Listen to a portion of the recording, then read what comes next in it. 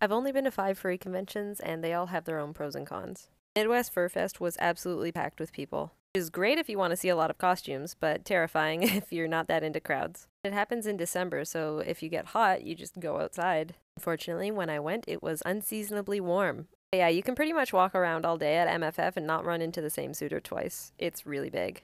The host hotel has a Youmacon vibe to it too, if you've ever been there. Same like light up floors, concrete motif. Oh, and the rave is absolutely insane.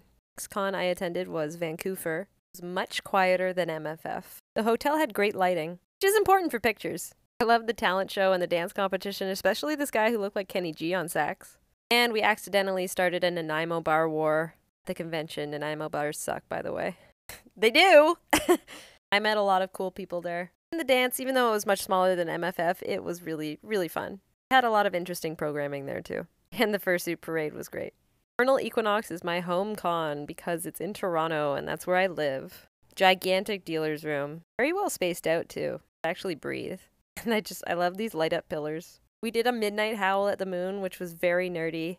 And this scrap fur fursuit making contest was like one of the highlights of my weekend. We made a very scrappy looking goose.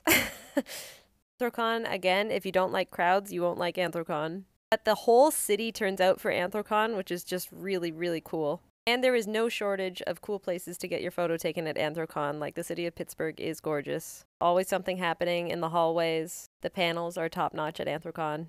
Food is really easy to get there too. This is the con that feels most like a party, just because the locals really embrace the convention. Last furry convention I attended was Canference, and this is in Ottawa. They have more low-key programming. Like I always say with smaller conventions, that's when you tend to make the most friends, as you're not trying to rush to get somewhere and do something, and just chill.